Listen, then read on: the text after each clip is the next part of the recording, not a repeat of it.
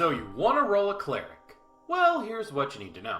Clerics are religious leaders and the designated heal bots of Pathfinder. You hear that? That's the rising blood pressure of every cleric player who doesn't want to be pigeonholed. Look, I know how boring it can get casting 2-action heal and a shield cantrip every turn, but come on. You get extra spell slots just for heals, unless you're evil, but more on that later. Your spell list lacks any good damage options until level 9, and the ludicrous to-hit modifiers of some of these monsters means even your tankiest tanks are going to take a bit of a beating. You are the healer. Again, unless you're evil, in which case, you are a paradox. Yeah, your alignment doesn't really change what spells you get, so you could be this chaotic evil cleric sworn to a god of death and destruction and still be like, "Oh no, my bestest friend has a boo-boo. Don't worry, I'll make all the ouchies go away." Once you've resigned yourself to your inevitable fate as parting nurse, it's time to pick your deity. Now, I know about as much about Golarian's multiple pantheons as a Hogwarts Legacy streamer does about accountability and handling basic criticism, but a quick look at the archives tells me there are some. Honestly, with this many deities of different alignments and philosophies, it's kind of weird how there aren't way more clerics running around. I mean, you could just pick whichever god aligns with whatever you were doing anyway and get free magic. Then there's the whole deal with faith-based magic in a world where the gods are not only real, but actively giving people power the more they believe in them.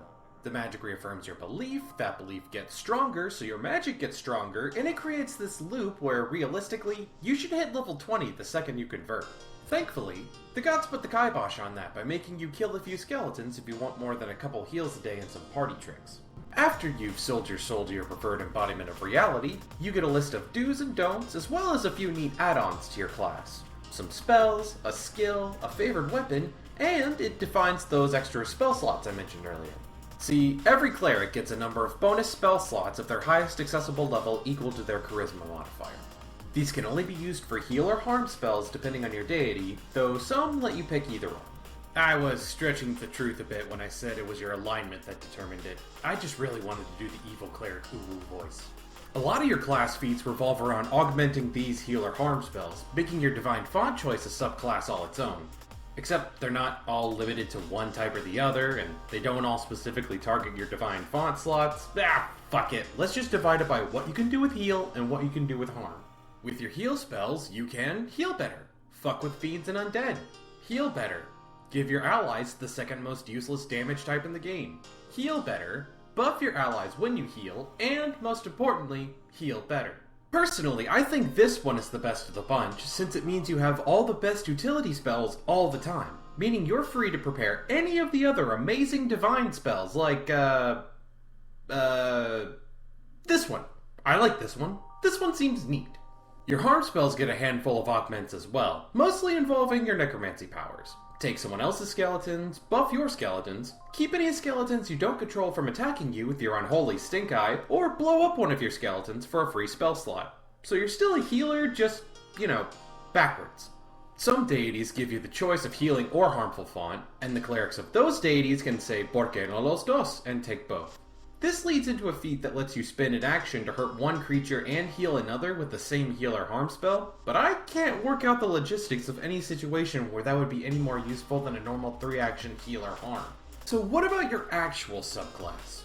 Well, that would be your doctrine, of which there are currently 2. The Cloistered Cleric and the Noob Trap. The Cloistered Cleric does all the spellcasting stuff you'd expect, plus it lets you choose one of your deity's domains to gain a focus spell. You can suck my titties if you think I'm gonna go over all the domains you could pick from, though.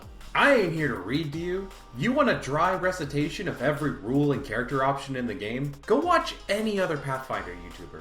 Specifically this one, because he's insightful, entertaining, and one of the biggest reasons I started making Pathfinder content.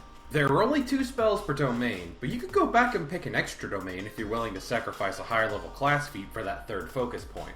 You can even give yourself some tankiness by casting domain spells, which is oddly enough more useful on the other cleric doctrine. If you'd prefer to be more of an off-tank holy warrior than a backline utility caster, you'd think the war priest would be a good fit. But once you do the math, it's actually useless. You start off with better armor, a single stronger weapon, and shield block, on top of being just as good at spellcasting as those nerd clerics who skip gym class in Temple School. Seems like a sweet deal, right? Turns out it's all downhill from here. See, you don't actually get any higher weapon or armor proficiencies than the Cloistered Cleric. You just get expert weapon proficiency a little earlier. Not even your armor proficiency. That goes up at the same time as other clerics. Not only does your weapon proficiency only go up to expert, it actually goes up after all the other martial classes, meaning you start falling off in the weapon accuracy department as early as level 5.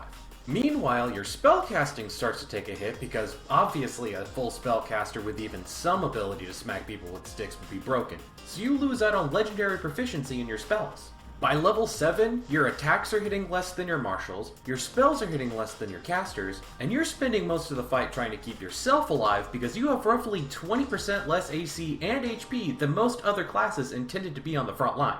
And that's all before factoring in your ability scores, which are strung thinner than the skin of self-proclaimed allies when they're told they shouldn't play their mediocre wizard game. But hey, irrelevance mid and late game could be worth it for all the early game martial and magical prowess of a druid. A level 1 druid. A druid with a longsword maybe, but still a druid. If your character fantasy is so dead set that none of what I said can deter you from playing your healer wearing pots and pans, there are some feats that make this subclass slightly less burdensome to the party members forced to carry you post level 4. Channel Smite lets you combine a heal or harm spell with your melee attacks, but you lose the spell if you miss, which I've already explained why that's going to happen more often than not. The ones that give you bonus damage just for casting a spell are much more efficient. A few options give you extra benefits when you crit with a weapon attack, but, you know, something broadside of a barn. But the real benefit of a War Priest is being able to buff your equipment and pretend your god loves you as much as they do champions. Be it extra damage when you somehow manage to hit, or letting your shield soak up extra types of damage when you inevitably get hit. These are intended to be used by you, since most of them only work for followers of your faith, but let's be honest. You're gonna write your god's name on your fighter's character sheet, slap the shit on him, and get back to the back line where you belong.